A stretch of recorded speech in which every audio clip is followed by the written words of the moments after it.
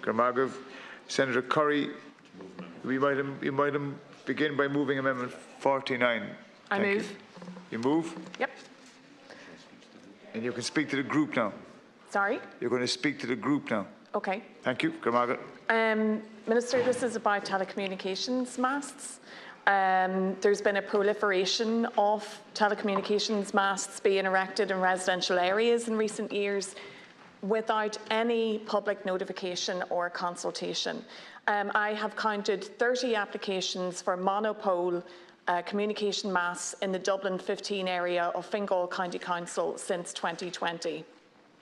And this is due to the use of licences that can be granted under Section 254 of the Planning and Development Act, which regards overground electronic communications infrastructure and any associated physical infrastructure as exempted development. And therefore, it doesn't have to go through the standard planning process, which includes site notification and public consultation. And that means that these 15-metre or 18-metre and higher telecommunication structures have appeared metres from people's homes along public roads, sometimes without warning. And I think it has led to a legitimate question about the integrity of the planning system. And in a lot of cases, it's only when those decisions have been appealed to An Bord Pleanála that people find out about the masts and then can have a say, but that would cost €50 per submission instead of 20 under the standard planning application. And just as a reference, to apply for a licence, it costs €125. If you want to appeal it to An Bord Pleanála, it actually costs 220. And I'll just give you an example of one of these applications recently. It's been refused by Fingal County Council, but it's an 18-metre monopole just outside the gates of the Phoenix Park. And of course, the walls of the Phoenix Park and the park itself is a protected structure. And an 18-metre monopole would have an impact on the vista and the view from the Phoenix Park, and Fingal County Council have rightly refused it, but the applicant has appealed it.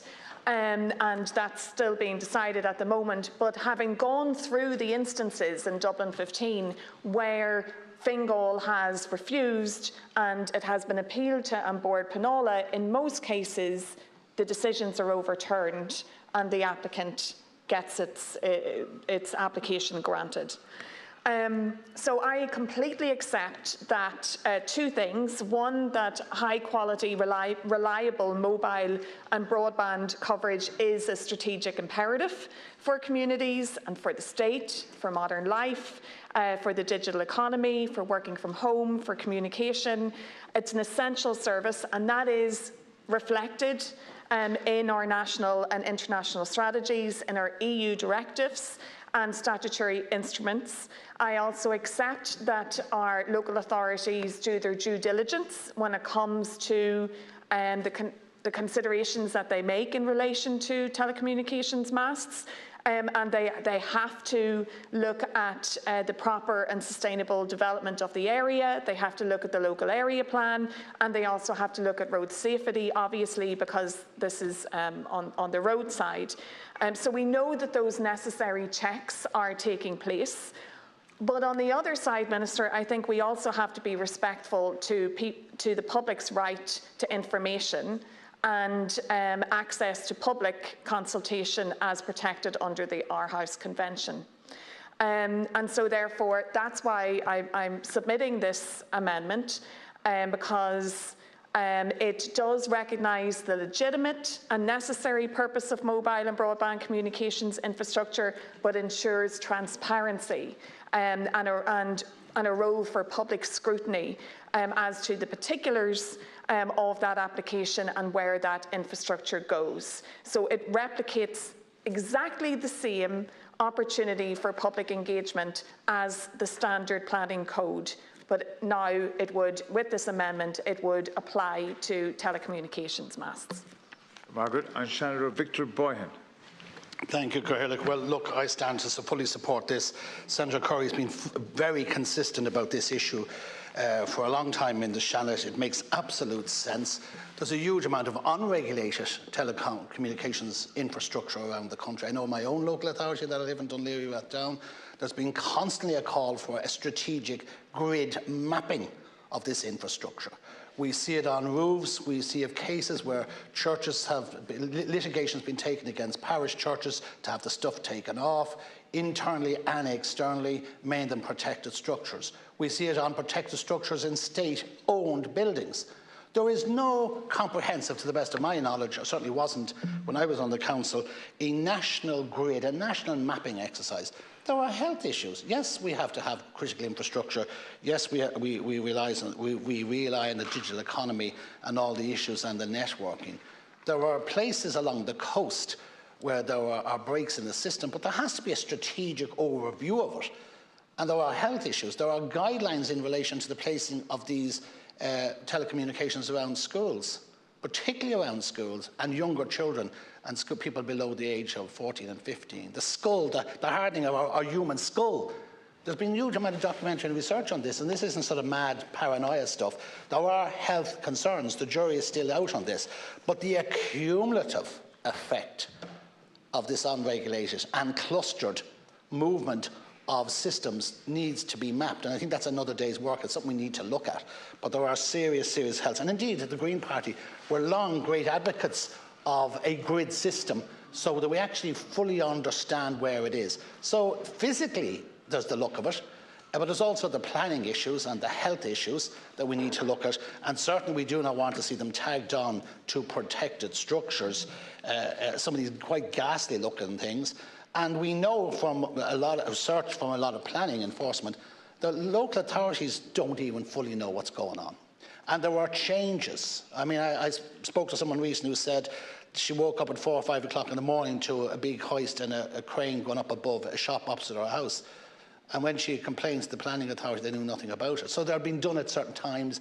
They're told it's an update or an upgrade, but suddenly it's twice the height, or it's a bigger box.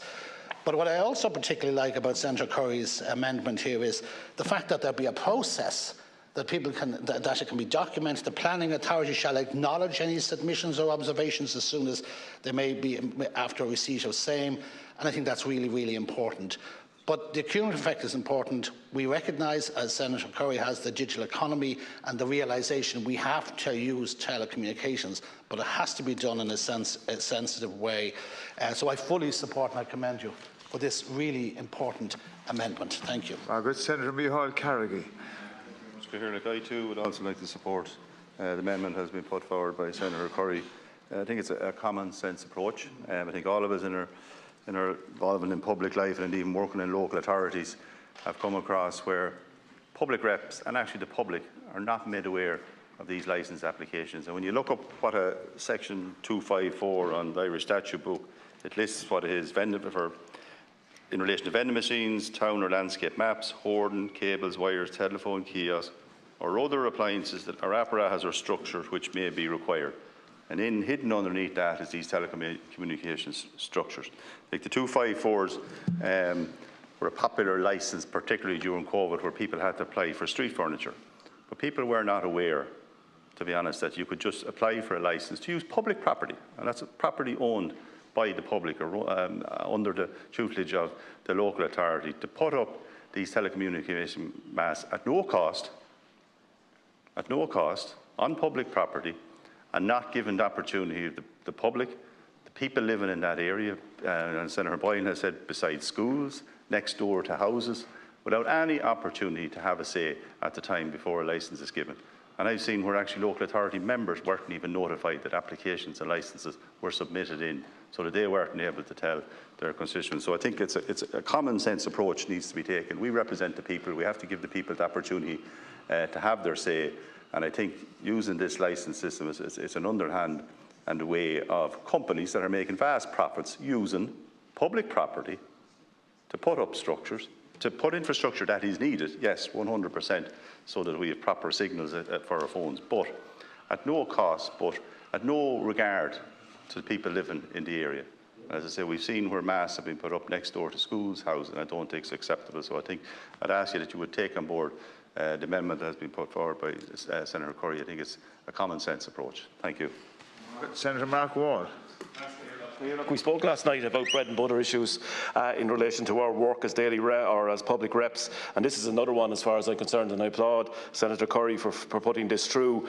It would seem to me that any tall building in any town or any roadside building that's tall or any hill that's tall, you will suddenly see a mast on it. Now, we're all in favour of telecommunications and the importance of it, but the lack of public consultation, and as public reps we almost get a weekly comments on this, Minister, that suddenly, as I say, there appears a telecommunication mast that wasn't there, and people are asking us why. People are asking, as has been said by Senator Carrickey, why public reps are not being informed.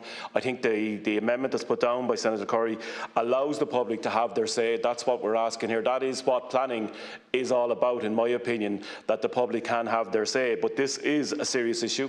It's one that I'd say every public rep in every county has come across without exception, and I think the amendment that's put down by Senator Curry should be considered by government and included in the planning bill. Thank you, Senator Black. I'd like to speak to the group, and if that's okay. Amendment 50 seeks to amend Section 13(8)A by increasing the time frame for decisions relating to the licensing of appliances and cables on public roads from 8 weeks to 12 weeks. And this is because such decisions can often be very sensitive locally.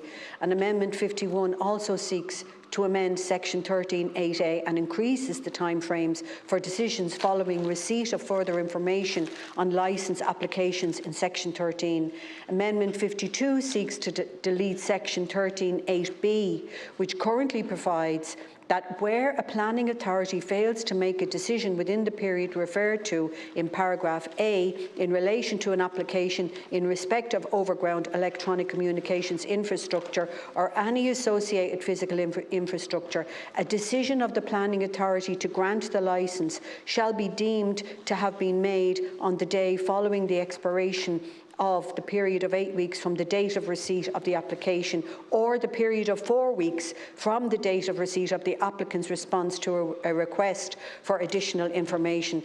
And this is extraordinarily problematic because it means that where the planning process fails, that permission will automatically be given. Amendment 53 and Amendment 54 mirror the increase in timeframes from 8 weeks to 12 weeks and 4 weeks to 6 weeks respectively in the case of Section 13(8)B. Amendment 55 seeks to insert a caveat into Section 13(8) by way of a new paragraph D, which would provide that notwithstanding paragraph B, where the licence involves an environmental impact assessment or an appropriate assessment, no deemed grant of permission shall arise where a planning authority fails to make the decision within the periods referred to in paragraph B.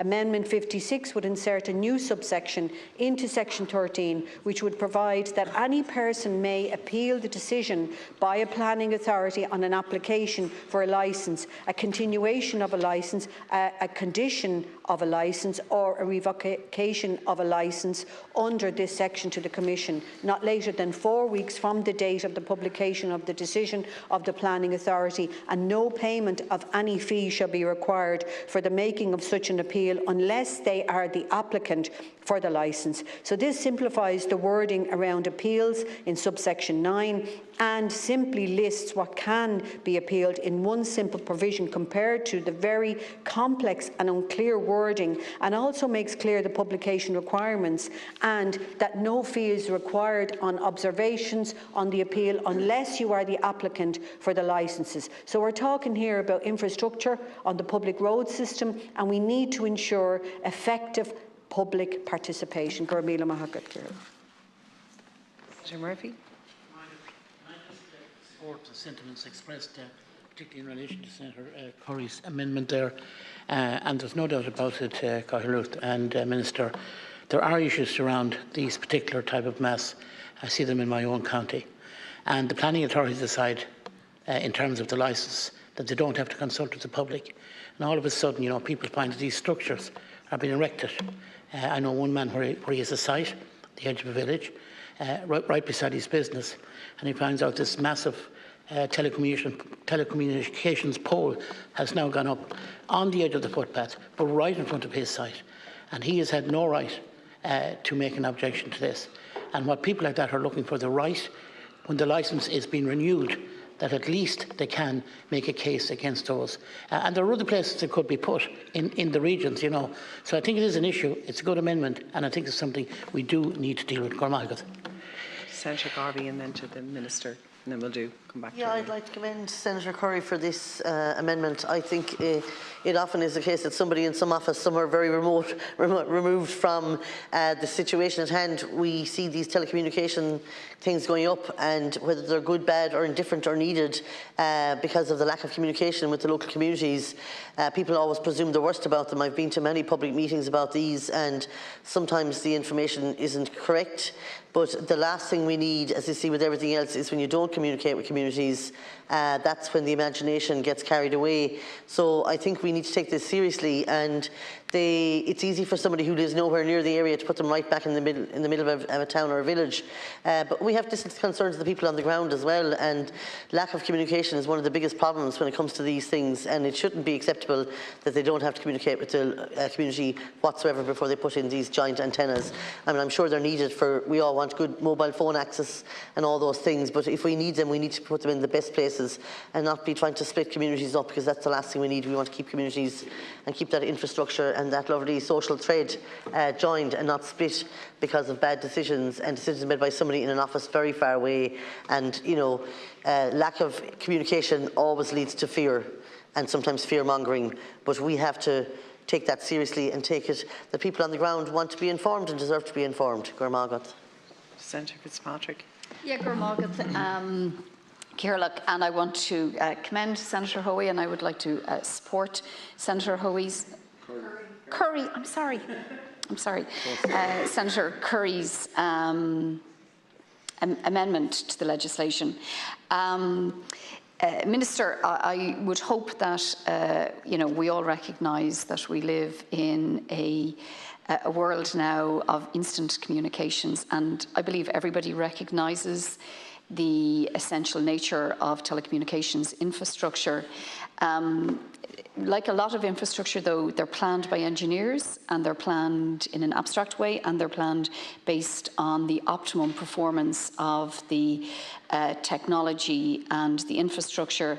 And where the tension arises is where that infrastructure intersects with our human existence. So I would hope that in your response you will be able to accept the amendment, and if the government isn't accepting the amendment, that the government will advise the House on how the government intends to address this issue, because it is very hard for the public to understand, for us ordinary lay people who do use and depend on this technology on a daily basis, why this infrastructure is not subject to the regular planning process that any of us would comply with if we were doing a modest extension or amendment to our properties, and what the government's intention is in terms of correcting that inadequacy in the process at the moment. Gormagat.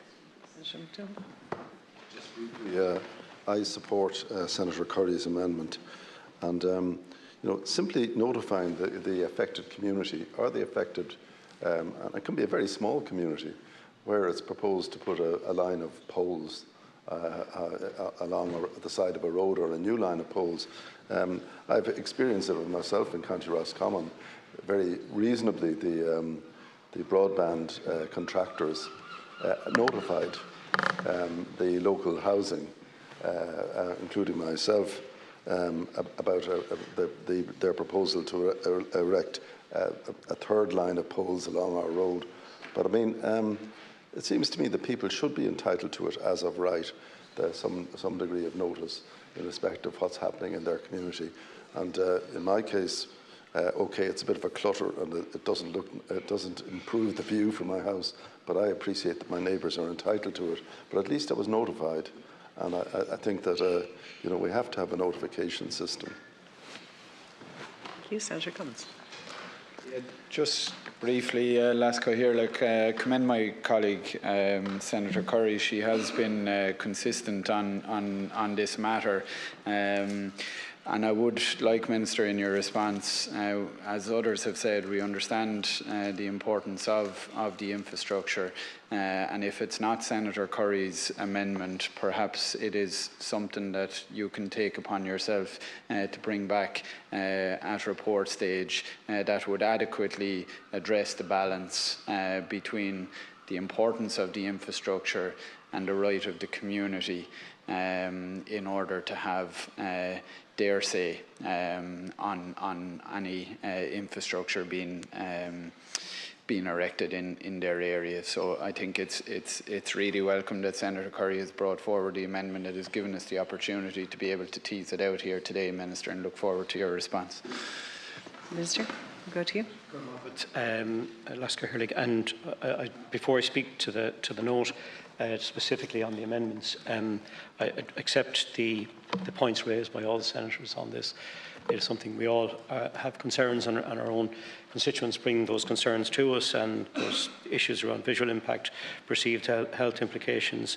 But again, I think that the points raised around that Senator Fitzpatrick's raised about these are planned by engineers largely, and the elements around public participation, I think, are important. I think the point raised by Senator Boyan as well, specifically around mapping, around strategic mapping. There's open source systems like OpenStreetMap, where you can layer onto maps where this infrastructure is. I think it's not relevant to this bill, but it is an important point and something that could be given consideration to. But I think the genuine concerns there that have been raised by members of the public and raised with you in your offices, I think, is something that is important, and around accepting as well the points raised by Senator Curry that the local authorities do accept, around the due diligence, using the development plan, proper planning, sustainable development, very much is at the core of what local authorities do. So if it's okay, I'll speak to the amendments specifically. And this group of amendments relates to Section 13 of the bill on the licensing of applications on public roads, and broadly restates Section 254 of the Act of 2000 with some modifications. Section 13 will not apply if an environmental impact assessment or appropriate assessment is required and planning permission is not required where a licence is granted under Section 13. A person applying for a licence must provide the planning authority with such plans and other information concerning the position, design and capacity of the appliance, apparatus or structure as an authority may require. A licence may be granted by the planning authority for such period and upon such conditions as may be specified, including conditions in relation to location, design and space taken up by the appliance. Amendments number 49 is proposed by Senator Curry and intends to replace the existing subsection 5 of Section 13, which gives the planning authority the powers to grant or refuse to grant a Section 13 licence. Firstly, I'm unable to accept the amendment as proposed, as it would actually delete the provision that enables the granting of a licence under Section 13. Secondly, Article 7 of the EU Directive 2014/61/EU on measures to reduce the cost of deploying high-speed electronic communications networks requires, among other things, that applications for statutory permits, which are required prior to undertaking works to install high-speed broadband, electronic communications network infrastructure, be decided within 4 months of submission of a complete application. Given the consultation arrangements as proposed under Amendment number 49, alongside the decision-making timelines, the 4-month period required under EU law may become unattainable. Finally, I would draw Senators' attention to paragraph B of subsection 9, wherein any person may appeal the grant of a licence or continuation of a licence. I believe this provides a suitable avenue for a person wishing to contest the granting of a licence. However, I would ask the Senator to withdraw her amendment at this time. I've asked my officials in conjunction with the OPC to re-examine this provision to see if a consultation provision could be provided. And I know this is something that the Senators have looked for, particularly for certain classes of applications for licences, while still complying with the EU directive. And if appropriate, I may bring forward an amendment at report stage in relation to this. The remaining amendments in this grouping have been proposed by Senators Higgins, Rowan, Black and Flynn. Amendments 50, 51, 53 and 54 relate to specified timeframes within Section 13 and seek to amend paragraph A of subsection 8 of Section 13, which provides that a planning authority has 8 weeks to make a decision on a request for a licence or 4 weeks following an applicant's response to an additional information request. The amendments would also amend paragraph B of subsection 8 of Section 13, which provides that where a planning authority fails to make a decision on an application for a licence in respect of electronic communications infrastructure, that it shall be deemed granted if the later of 8 weeks has passed since the application was received or 4 weeks after an applicant's response to an additional information request. The proposed amendments would change the periods to 12 weeks from receipt of an application and 6 weeks from receipt of a response to an additional information request, respectively, in each case. I am not in favour of extending the timeframes as already set out in the bill, and I believe the 8 and 4 week periods currently provided for are fair and reasonable. For these reasons, I am not in a position to accept these amendments. Amendment number 52 intends to delete paragraph B of subsection 8. Section 254 of the Act of 2000 provides the current licensing process in respect of an application for a licence to erect, construct or place or maintain overground electronic communications infrastructure and any associated physical infrastructure, including telecommunications poles. Where a planning authority fails to make a decision within a period of 4 months commencing on the date of receipt of an application, a decision of the planning authority to grant a licence shall be deemed to have been made on the day following the expiration of that period. A deemed decision to grant a licence is subject to the condition that the network operator concerned in advance of commencement of the works shall inform the planning authority concerned and the National Roads Authority or Road Authority where applicable. The provisions relating to a deemed decision to grant licence have been carried over for the purpose of the bill, and with respect to the timeline set out under subparagraph B2 of subsection 8, I believe this provision is fair and reasonable and should be retained in the new legislative framework, and for this reason I am not in a position to accept this amendment. Amendment 55 seeks to insert a provision that, notwithstanding the ability for a deemed decision in relation to electronic communications infrastructure, that no such decision shall be deemed to be granted where the licence involves an environmental impact assessment or appropriate assessment. As mentioned previously in Dáil Éireann, this provision is not considered necessary as subsection 13 of section 13 already provides that you can apply for a licence where an environmental impact assessment or appropriate assessment is required. In such circumstances, planning permission must be sought where the development can be appropriately assessed, and for this reason I can't accept this amendment. Amendment 56 proposes to replace subsection 9 of section 13 in relation to licence appeals and would provide that there is no fee for third-party appeals. Appeals should be entered on the register and observations may be made in respect of appeals. The fees for making appeals are set out at levels intended to prevent frivolous or vexatious appeals while not acting as a deterrent for persons with a genuine concern or interest in proposed developments from making an appeal. Subsection 15 of section 13 already permits that the Minister to prescribe requirements in relation to entry of information on databases in relation to applications or appeals made under Section 13. I do not believe there is a need for this amendment, which is why, unfortunately, I am not in a position to accept it either. I'll go to Senator Curry first. Thank you very much, Minister. I'm happy to withdraw the amendment, knowing that you're going to examine the spirit of the amendment. I want to be, thank you to everyone's support. I don't think there were any dissenting voices, but I want to be upfront with people as well and just say that actually proximity to schools and the impact on health has been removed from the guidelines as a consideration when it comes to telecommunications masts. But leaving that aside and what people feel about that, this is there should be transparency, there should be public consultation, there should be information for people on what's happening in their communities. We have to uphold the integrity of the planning code. So thank you, Minister, for taking all of that on board. Senator Garvey. I was going to speak to Amendment 57, so... It's not in the group. Yeah, no, sorry, we'll let them finish first.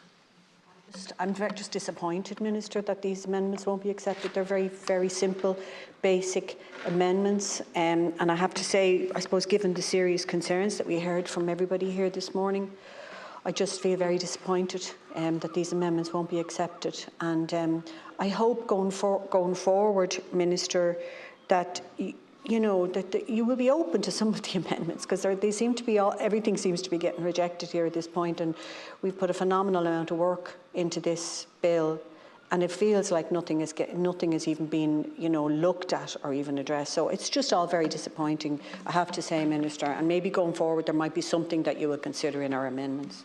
Sorry. Senator Flynn. Yes. Just following on from Senator Black, Minister, this is the third largest piece of legislation to go through the Houses, and in our opinion it's one of the most important. And as a group that stands for human rights and equality, our amendments, Minister, are based on public view from the committees that we sat on. And again, like some of our amendments going forward, Chair, just to say, is based on human rights and equality. And I would read, as Senator Black has rightly said, we feel that our amendments haven't even got a look in at, and it's very disappointing for us, and to make senators very aware that the public is watching, and votes are just around the corner, and it's something that, like, if you can't respect the disability amendments that we're putting in for people with disabilities, those travellers, for ordinary people on the ground, this is a planning and development bill.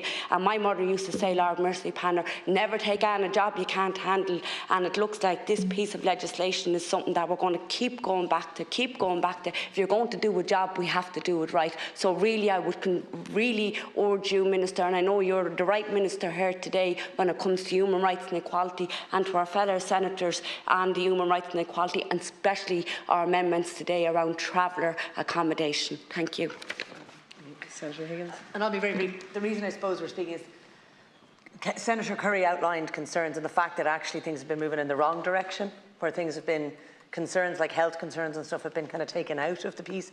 And our amendments, you know, there are amendments that we have that are big changes that we think are necessary. But there's also ones like literally things like going from 6 weeks to 12 weeks can make a small difference, and it shows that there's some listening happening. Things like the fees, things like the time periods, and there's a lot of detail in this, but there's been a blanket no, and it seems to be the attitude of the government, and we're just going into day 2 of, you know, however far we get, there is going to be a guillotine coming at the end. But until the guillotine comes, I hope the government actually are indicating that they're going to, because we've had so far no indication of the amendments having actually been read or considered. And I say that with respect because the government has actually got stuff wrong, and they took stuff on in the Dáil, and the Seanad isn't a rubber stamp. So I think we need to have a little bit more engagement and not an automatic, no, we're happy with our bill, we're just ploughing it through and we have to sit through 3 days listening to you. Like, I think we need more genuine engagement as we go forward for the last remaining 15 hours or so. Thanks. Minister, would you like to go? Yeah, just to make a general point, I thank Senator Curry for withdrawing her amendment and give that commitment that we will look at those elements of public participation. And just to make a general point in relation to the comments made by Senator Black, Senator Flynn and Senator Higgins, the bill, you're correct, it is the third largest bill in the history of the state. We've spent, I think, close to 130 hours in committee with this, accepting a large number of opposition amendments. The opposition amendments that have gone on to really significantly improve this bill, and we really do appreciate that democratic process and the work that's put in by senators and deputies and their teams to bringing forward genuine amendments to try and help improve the bill. So again, just to give that assurance that you mentioned, Senator Flynn, the issue of travel accommodation. I know my colleague Minister Dillon had a meeting, and there's some very good progress in relation to travel accommodation budgets. Generally, it's not specific to these amendments, but just to make that general point that government is listening, government has taken on board quite a lot of opposition amendments, particularly in the Select Committee, but also in the Dáil. And you know, I do think that's important that we do listen, that the public participation element of it is embedded in the bill and enshrined in it. And I do think we are taking on board those concerns, but it's far from it. I think we've given the bill really, really significant consideration. Our officials are working diligently to ensure that it's as strong as it needs to be. It's a very important piece of legislation.